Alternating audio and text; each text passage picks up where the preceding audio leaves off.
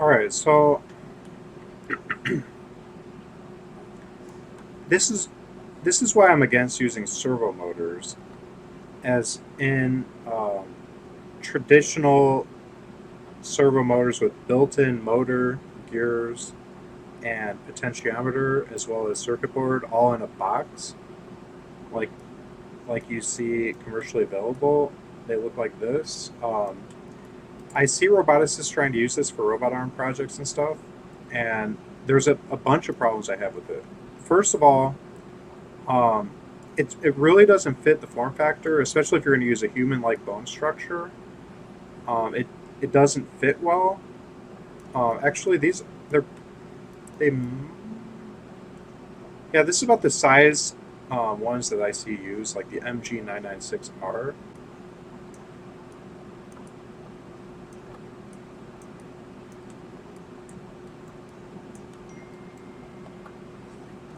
Okay, let me begin by saying this video is going to be dedicated to why I don't like servo motors as one would normally think of them, which is where you buy basically a black box which has all the gearing built into it. It has the motor built into it, has all the circuitry built into it, and it has the potentiometer built into it. And you communicate to it via PWM signals in order to get it to do what you want it to do. It kind of looks like this. And if you used like a skeleton like I'm using for the bone structure of the robot, you'd only be able to fit maybe four on the front, maybe four on the back, or maybe three on the back. Maybe you look at seven tops, you'd be able to fit with substantial enough size to be able to actuate like the hands. And what about the wrist? What about the thumb? I mean, that's really not enough. And so it's really not ideal to use these because they just take up too much space in my view. And I want to get into a lot of the flaws in using it. So first of all, for all the space this is taken up, looking like some big bad servo, right? This right here highlighted is the amount of actual motor it has in it, which at the end of the day, the motor is what converts the energy coming from batteries into mechanical energy. Yes, you can gear down after the motor in order to trade speed for torque, but as far as like the raw conversion of battery to movement, that's happening because of the rotating magnetic fields inside the motor. And this is all the motor you're getting for all this space you're taking up. Not too big. So I'm gonna show you guys here. That's the motor from right here. Look at how big of a motor I'm using in my robot. This is approximately 5 times bigger, and because of its form factor being kind of long and not too wide, kind of tubular in shape instead of a big black brick, I'm able to fit tons of them in the forearm, which I can show you here. I can fit so many of them, and that's going to be what gives you your power. Look at all these I'm able to fit. I'm able to fit way more. I used to fit a ton more than that, but I beefed up to bigger motors recently, which I can explain later. Okay, so I'm thinking that because this is brushless and these that come with these servos are usually brushed, this is going to be like twice as strong because it's brushless. And also, since it's like 5 times bigger than this in um, total size, it's probably going to be twice as strong plus the 5x because of size, so also multiplied by 5. So this is going to be like 10 times. First, twice as strong because it's brushless, and then times 5 again because it's 5 times as big. It's going to be like 10 times stronger than this as far as the raw output or throughput of this motor as it pertains to converting battery power to mechanical or movement energy. Now, these limit what you can do as far as form factor. It's like we can't really, we have very little options in terms of rotation and stuff. It'll just be sticking out the arm. You pretty much got to like put it flush, and it's almost sticking out the arm even like that. It's like we got it going through the bone, and yet it's still sticking out. So it can't be going through the bone. So we'd have to rotate it and move it kind of out. It can't be touching the bone at all. So by the time you do all that, it's sticking out. And so, well, we can't have that one. And so, well, we can have these barely. If we snug it up tight against the bone, we can have these three, maybe a couple here. So you see how they start getting removed. We can't actually have them because the bone is too big. There's just not enough room. Whereas there was enough room to put one of these because it's not as big and bulky as these guys. And we're also getting 10 times the throughput. So that's one thing. Another reason why I don't like these types of servos where it's all built into one box is because there's no way to really cool the motors in here. They're all trapped. They can't breathe inside these big plastic cases that they're in. Whereas if you put the motor in without this black box around it, you get to have this thing breathe. You can bolt it down or strap it down or sew it down like I do, and have exposed metal having air blow across it to cool it. And also, in my case, I'm going to be actually wrapping mine in braided solder wick, and I'm going to be using silicone thermally conductive adhesive to glue on the braided solder wick onto the can of this motor, and maybe maybe we'll wrap around it 1, 2, 3, so like have 6 strands coming off it, and then those strands will just be adding more surface area for wind to blow across and cool it, so the heat will travel up the strand, and then we can wrap the strand around our cooling pipes, which are going to be running through, and that will allow the heat to travel along the motor can into the strand, across the strand, because the heat will travel toward wherever metal is coolest. So it will travel along the solder wick and into the copper pipe that runs through the whole arm. And I can show you what that looks like.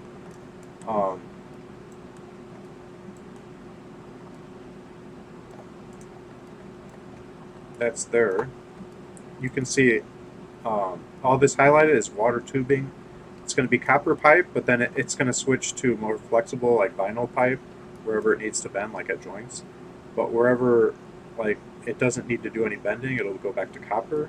And all these motors will have the solder wick, braided solder wick, wrap around this, and that heat will be able to transfer into the copper tubing and then into the water, and then pumped through the cooling system, and eventually make their way toward the place where the water mixes with ice and mixes with the mesh of the lungs to have evaporative cooling as the air passes through and whatnot.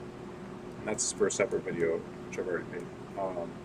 But the point is, you have no type of water cooling or air cooling or any type of cooling when you're putting your motors inside an enclosed plastic case where you don't have there's not even holes drilled in this. I mean, it's just completely solid, plugged off.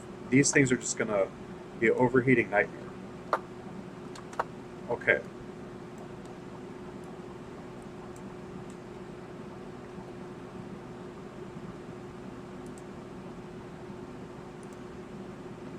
Next problem is I hate that all the gears inside here, these are like little brass gears. They're very well machined. It'd be really hard to make from home, I get that.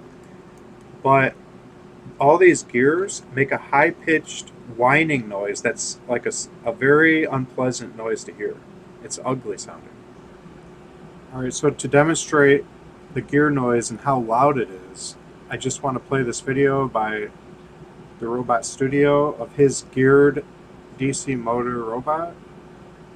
Now, this is not meant to be a bash on him as a roboticist. I think he's doing a great job and stuff like that, but his use of gears produces very loud robotics, which I don't like, and I'm using one of these videos of his which really shows how loud and obnoxious all those noises are. how you would not want this robot in your room, in your house, being your personal maid or butler or whatever. It would drive your family crazy.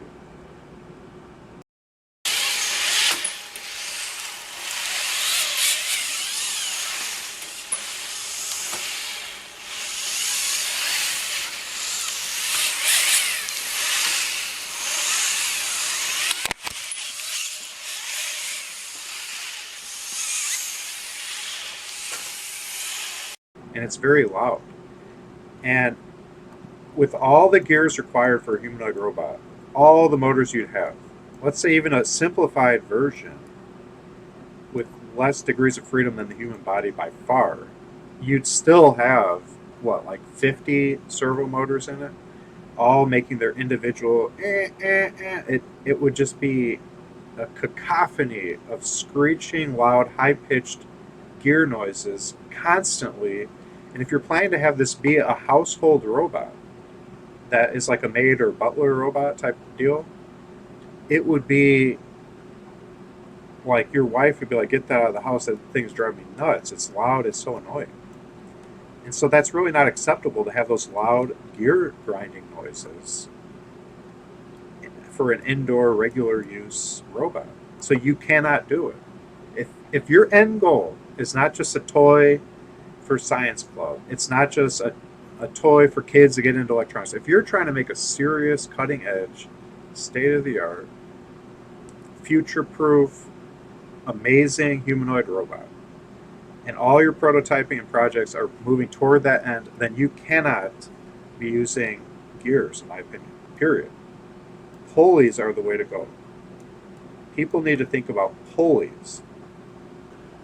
Now, I will say, as a little side note here in the editing, I'm not an expert on all the different types of gears. There could be gear setups that are quieter than others. I know that he was using a cheap, like screwdriver DC motors with their gears. Maybe some gear systems with motors are not as loud, but the ones I hear on most hobby level servo motors are very loud, and his gears were loud, and I'm just seeing a pattern of very loud gears on all the robot videos I watch of people trying to make DIY robots.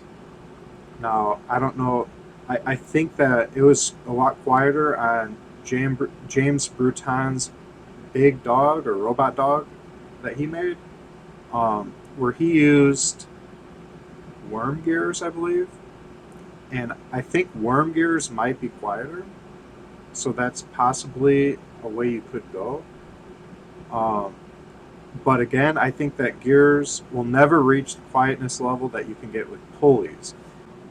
And I'll be making a video on how you can use pulley systems to get the mechanical advantage that would quote unquote down gear your motor the same way that these do. Now, these have a 180 to 1 gear ratio.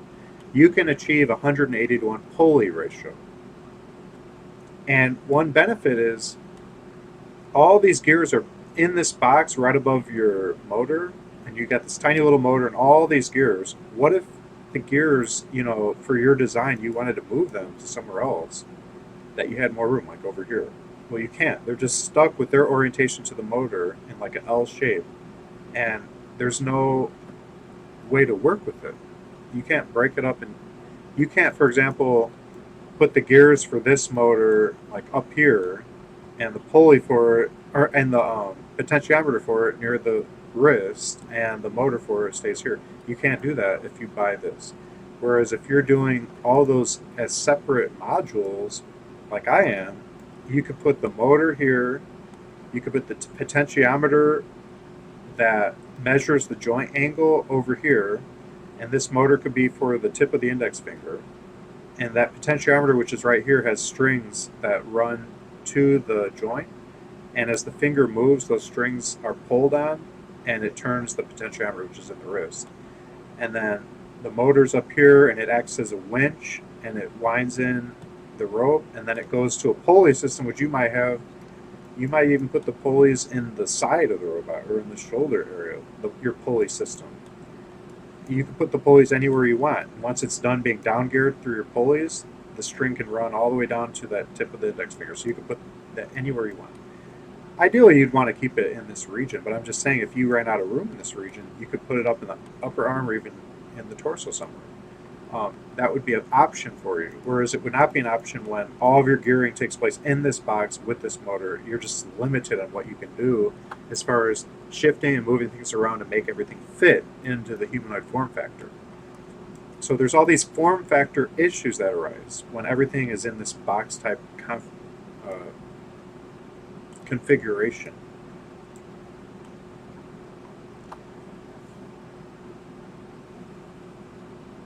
And that makes it suck to me. That sucks. So there's cooling problems, there's noise problems, there's configuration problems, and then the fact that it's brushed instead of brushless is a huge problem. That's going to give you weakness because brushed is like yesterday's news. Brushless is the future of robotics. Brushless is the best way. It's the ultimate. So that's why you should not use servo motors. You should use brushless DC motors, and then after this acts as a winch, pulling on the string, reeling it in around this output shaft, then you deal with down gearing. And this is how that down gearing should work. Okay, so here you see a motor I have here. It's the actual photo of a motor I put on my robot already. You can see how it's put on with a football jersey, which I wrapped tightly around and sewed tightly around the motor. And on the inside of that, I put no-slip rug paste that you brush on the bottom side of rugs so they don't slip. And so this won't slip, and it's tied tightly around it, so it probably wouldn't. It would create friction depending on how tight it is, anyways. But the anti-slip paste makes it even extra grippy, so it won't be slipping at all. And that's sewed into the bone of the robot, which is wrapped in a sleeve that has 1000 denier nylon fabric wrapped around the bone, with the connection point of the fabric and the bone being made of 3M adhesive transfer tape.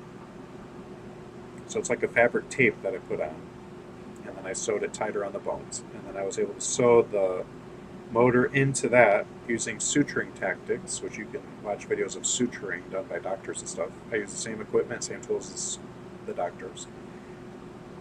Here you can see the output shaft of the motor. These are 3D printed little discs that act as guides for the string to keep it in line. So it looks like little bobbins, and the string wraps around. And then here you've got your PTFE Teflon tubing coming out. And I got it wrapped in some,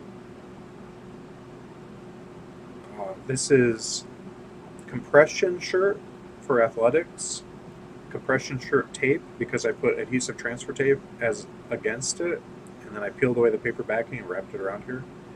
And then once it was wrapped on like tape, then I used 401 glue to make kind of a composite material structure to solidify this, and so now it's really solid. And that keeps the tubing perfectly in line with these little grooves. One string you'll see here wraps around. This is wrapping around clockwise, and then this is wrapping around this bottom section counterclockwise. So there's two sections here. And so two tubes come down and lead to it. And they each wrap in different directions. And this way one motor can handle forward and reverse. When it turns clockwise, it's winding in one while releasing the other one. And so it can handle forward and reverse muscle pairs.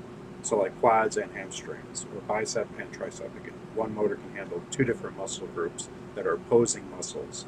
So that cuts down on your total motor needs for the robot by having one motor able to do two different muscle groups. Now, after it wraps up and goes up the arm, this is a forearm area, here's a drawing of what's going on here. So you got your brushless DC motor. You got your 2 strings coming off it. I just stubbed this one out because I didn't want to draw this one yet. I just wanted to draw one. So this one comes up. Control line and sheath. We call it a sheath here. You could call it guidance hosing or guide tube. This is your Teflon tube. It's going to come up the arm and over. Now this is all spread out. You could have it staggered, like this one could be that way and then this one could be that way instead of each one coming off to the right. So it could be like that, instead of that. It's drawn in this wider way just because it's easier to see. It's kind of spread out more. So basically this is my Archimedes pulley system. It's Archimedes compact pulley system. And each time it goes through a pulley like this, the force is multiplied by 2. And the speed is cut down by half.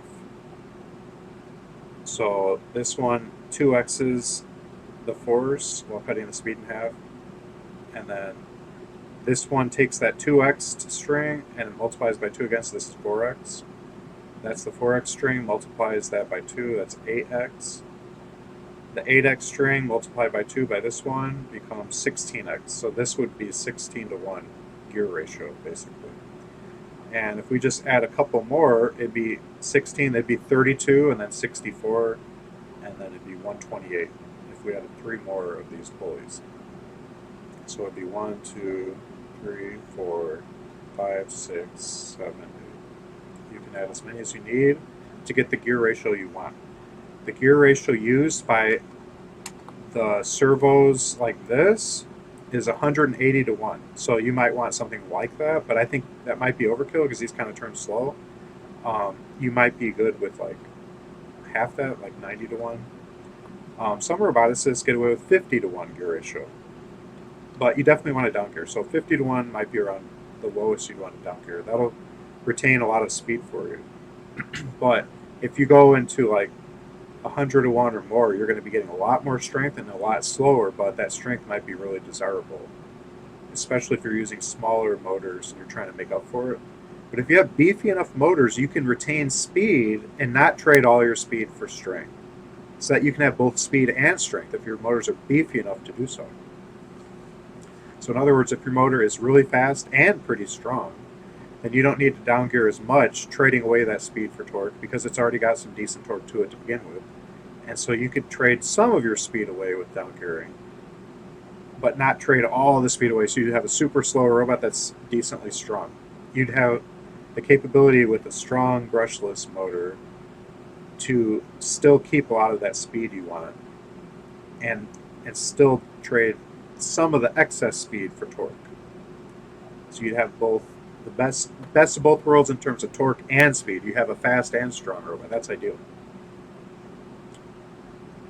And as far as these pulleys, so this whole setup with the way these pulleys are set up, it's called the Archimedes pulley system. And curved support disc is what I'm calling this. It's a little pulley. It supports the curving of the sheath. And I'm going to show you guys. Oh, and then after it's done going through this pulley system, the final output string, which is here, goes through a final sheath, and then it goes all the way to your finger joint or whatever joint in the robot. We're going to be doing this for every single muscle of the robot's body. Okay. At least that's the plan. And then here, you can see is an example of this pulley, of one of them. Like I said, we might have like 6 of them total. So the tube comes up and around, and then down, and then up, and then it ties off here. And then this is a pulley. You can see it's an ABS plastic 3D printed disc with a hole in the center. And this is our 0.63 millimeter OD polyethylene fishing line, 130 pound test. And here's some fabric tape that we soaked in 401 glue after we taped on the tape. And that's just compression shirt for workouts with adhesive transfer tape stuck to it. And then you cut it out to size, peel off the wax paper backing, you stick it on. And then you apply your glue and boom. So I did that for 3 pieces of tape in order to attach the Teflon tubing into that curve. And this string should slide right through here and it will pull up on this as it pulls up. And so this whole thing will move vertically. And as it moves vertically, it will drag the one below it up with it. And that one will have its own looping system and down gearing as well, like I showed you guys with this. All right, now here's a quick clip of the Archimedes compact pulley system in action. Before I explain it further, I want to show you this clip of it in action. There's a type of pulley system we haven't talked about yet. It's a compound pulley system. You remember the block and tackle? We had an 8-to-1 mechanical advantage. Well, this has the same mechanical advantage, but it does it a different way. You remember we add up the tension on these ropes and we have 1 + 1 is equal to 2, but if we have 2 + 2 is equal to 4 and 4 + 4 is equal to 8, we can come up with an 8-to-1 mechanical advantage just like that with less pulleys. This is fascinating, and one of the first people to come up with this concept is a guy named Archimedes. And the next string would tie through there and around and then come down to the next pulley down here. Now, the total distance this one travels is going to be significantly more than that, and then this one travels a lot more than that, this one travels a lot more than that. Each one's going to travel vertically much less. So the first one travels vertically the most because this cuts the distance in half, and then this cuts that distance that this moves, which is already much less than this moved because it's cutting this in half. So this will be like 5 inches, I think, of pull, and then this is another 5 inches. So as this one pulls up on this pulley, it's going to start from like down here, and then this is like, it'll reach all the way to the top and stop. So this will be about 5 inches distance between here and here, which will eat up the amount of reeling it will take to lift this 5 inches will be 10 inches of reeling of this thread. It will wind up around this winch. 10 inches of thread is approximately the amount of travel. If you take apart one of these and you see how much, if you spin the gear system and watch how little this moves compared to the amount this motor moves, it's 180 to 1. This will move about like 11 or 12 inches total in travel. If you measure the circumference of this spinning motion and then the total travel here, this moves approximately a foot worth of movement of its circumference in order to get this to rotate one time, like one full rotation. And approximately one rotation of this would be the full actuation of like a finger joint. And so I figured around 10 inches should be good because it doesn't have to be quite as much as this. Maybe it could be 8 inches. I'm going to experiment with that. But 8 to 10 inches of string being winched through will move this 5 inches. And then if this moved from here to the top of here, a total of 5 inches vertically, then the amount that this second one, which would be down here, would get pulled up to here. So it would travel from here to here on the second one. That would be 2.5 inches of total travel. And then the total travel of this from here to here would be 1.25 inches of total travel. And then this one would have 0.7 inches of total travel. It's something like that. The total travel lessens with each one of these.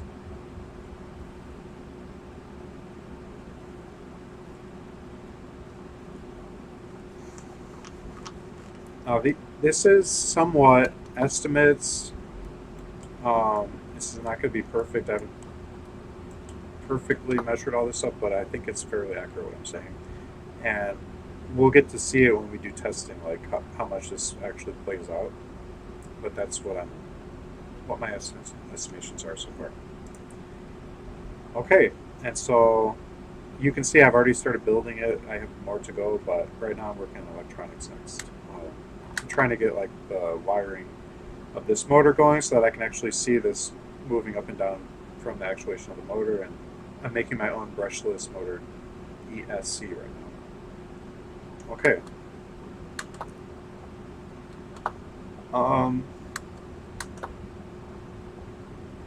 So that's how you can replace the gear system in the servo motor with something that will be completely silent and just as much able to down gear, and you don't have to have it located exactly above your motor. You can put it somewhere else in the robot where you find space. And so I think that's a much better solution because it's quieter, and it'll be, I think, even stronger because those gears can shear, whereas this, like, I think theoretically, depending on how you construct it, this type of pulley system can be like a little more bomber or bomb-proof, or a little more capable of handling large forces applied to it without breaking it within reason. I think it will be more robust, more capable of handling rugged use, in my opinion. But that will depend on testing too. But in theory, you could make something like, you could make this metal and even have a higher test string in order to really like improve on this. You could also make this into something with a bearing. You could have a ball bearing, and then like this be rotating, like a snatch, like a proper snatch block. You could have it be a mini snatch block. Um, could be done, you know. That's, but you would have to probably find a supplier that makes it really, really tiny for our use case, because this is pretty much all for like rock climbing. We don't want it that rock climbing scale. We want it at a scale for about, so it would be like 10 times smaller than most of these. I typed in mini snatch block, but they're like, okay, here's a mini relative to large for the purpose of pulling cars snatch block. That's not mini as it pertains. Yeah, this can handle 25,000 pounds. That's overkill for what we want for the robot. So you may have to custom fabricate a metal snatch block in that case, which is doable. And I think that's going to be something much easier to make even than trying to make your own gears. And it's going to be stronger than gears, in my opinion. And what's even better, it will be almost completely silent, so you won't have that loud screeching gear noise. But I think my solution with the Teflon tube wrapped around and this just sliding through will work for most cases. Maybe you'll need something even bigger and stronger, like this could be metal instead. Perhaps that would be necessary. Maybe for when you use like your biggest motors, like maybe for the quadriceps of the robot. Maybe some of the biggest motor systems you use on your robot, you might want something more robust than this. But for most cases, I would say this would be more than enough, especially just fingers and stuff, wrist. I'm just like thinking maybe like some of the beefiest motors for the legs or something. You might want something a little bit more robust than that, but maybe not. Maybe even that will be good enough for that. That's going to be found out during testing. So a lot of this is speculation, I admit, but that's why you have to do testing to verify your hypotheses in the scientific method. I have mostly hypotheses right now because I haven't gone into testing, but I can't really do testing unless I build prototypes, and I can't build prototypes without first designing. So you have to rely on a lot of estimations and hypotheses in order to be able to build a prototype, or in order to be able to build a design. And you have to have a design before you can build a prototype. And I'm hoping that the more I think about carefully my design phase, the less prototypes I'll have to make, or maybe I'll be able to one-shot it more or less. Although when I say one-shot, I mean I've already tried attaching this type of like, block motor servo motor where the tiny little motors inside, the gears are inside, the potentiometers inside, the circuits are inside, and you try to fit as many of these in the arm as you can. You find out you can't fit nearly enough to handle all the finger joints, let alone the wrist and forearms and whatever. So then you're like, oh, I got to start from scratch. Then you have to cut all these out and remove them, and then start attaching brushed or brushless DC motors. I attached brushed motors next, and then I realized brushed sucks compared to brushless. So then I had to remove that and then attach brushless. So there has been already like trial and error prototyping, but not everything has been thrown out. But I have had to like quote unquote scrap things and restart multiple times because of this process. It's an iterative process. The more I learn, the more I tweak things. And so it seems like I'm not making progress, but I am making progress in the sense that I'm ruling out things that are not very good. And I'm getting closer to ideal solutions that way.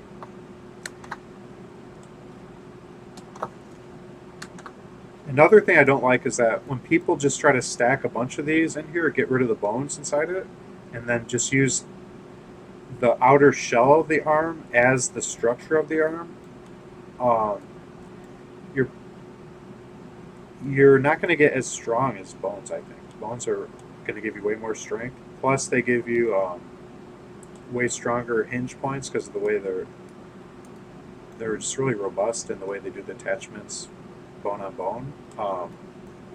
It's just really strong design architecturally. As far as like not being breakable, it's not very breakable compared to like a hinge system. It's more of a ball joint system on most joints, and that's just very rock solid way to do it. Like very difficult to break it. It becomes very robust, very durable, capable of taking a beating without breaking. Um, so that's an advantage you lose by having to just fill this all with like this type of servo motor. Technically, if I use this motor and I put an external pulley system somewhere in the robot and external circuitry somewhere in the robot and a potentiometer somewhere in the robot, those collectively form a servo motor, but they're just not contained in one little box. They're spread out wherever I can find space for them. So I guess that's still called a servo, even though it's not like what you think of when you think of servo. You think of these boxes. So when you just spam a bunch of these servo boxes in here and then rely on the outside as the structure, I notice people's farms tend to get too big for their designs a lot of times, but if not, they're kind of weak, relatively speaking, because you've got just these crappy little brushed DC motors in here and these gears, and it's not very big motors for what you're trying to achieve. That's not ideal. And like I said, you're losing the bone structure. And then if you don't have human-like bone structure, it's going to be much harder to achieve human-looking motion. So I don't like that as well. See, I'm just trying to go through a somewhat thorough list of why I hate the idea of these types of servo motors, and I prefer this type, where I'm just using the motor separate and I gear down independently of it. Okay, so that's enough for that video.